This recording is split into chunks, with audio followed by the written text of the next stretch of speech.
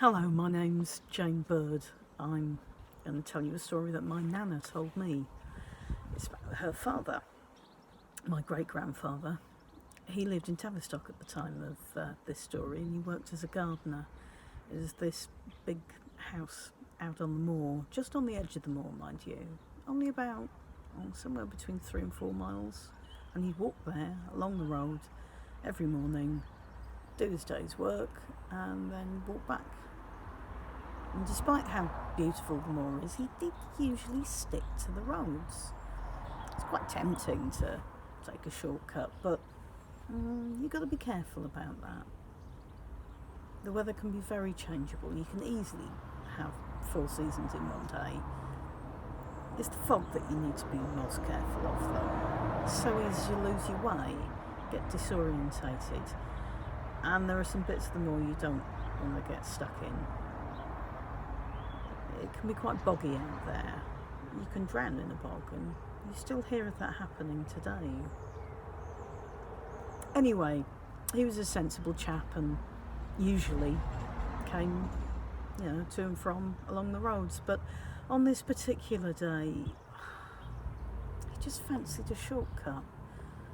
I mean, it wasn't just that it would save him about nearly a mile's shoe leather.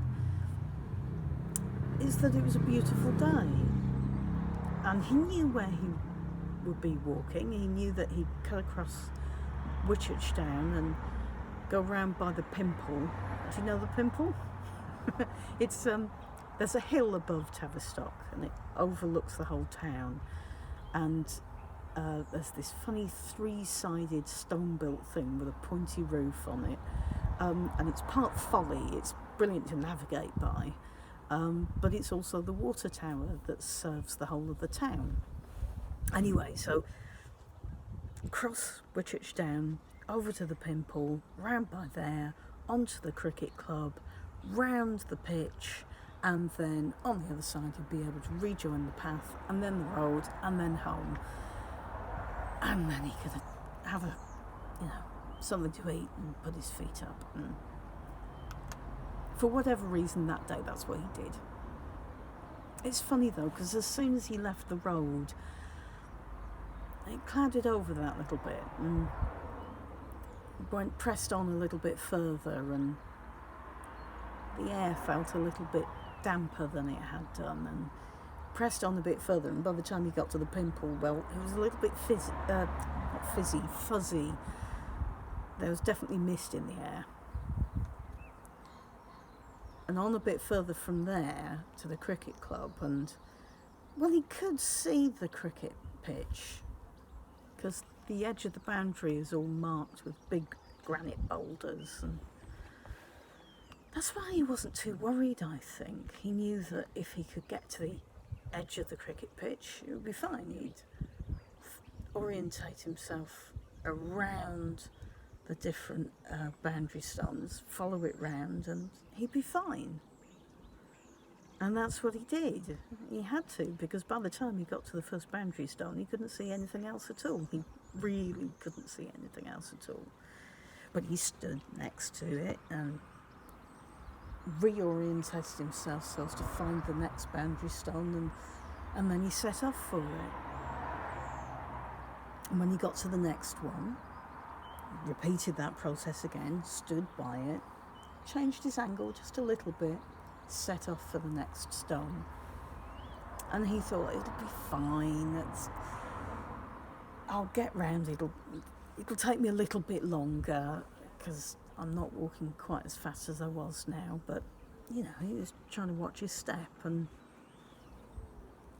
he repeated the whole process several more times, and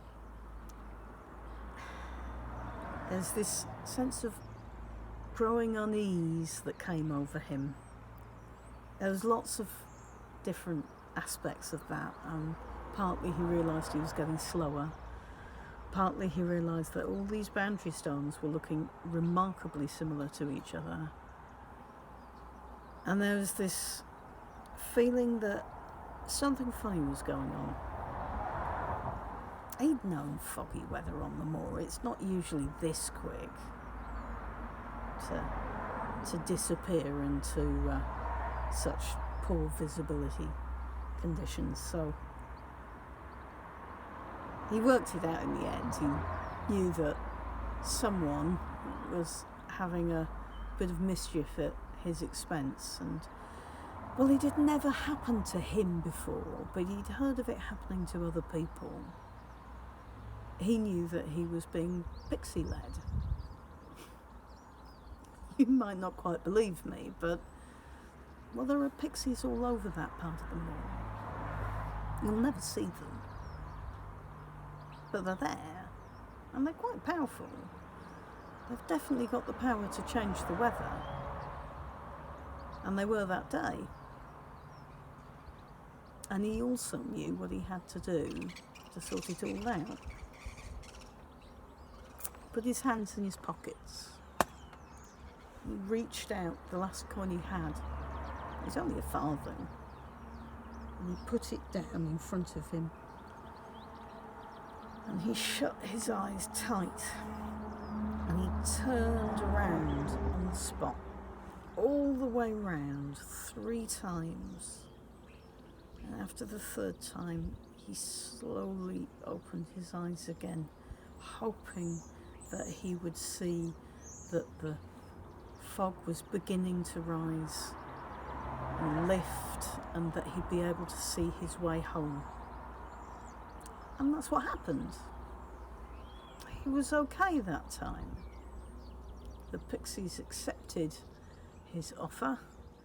The coin had vanished, and he was able to, as quickly as he possibly could, get round the cricket pitch, off onto the path, then onto the road and home.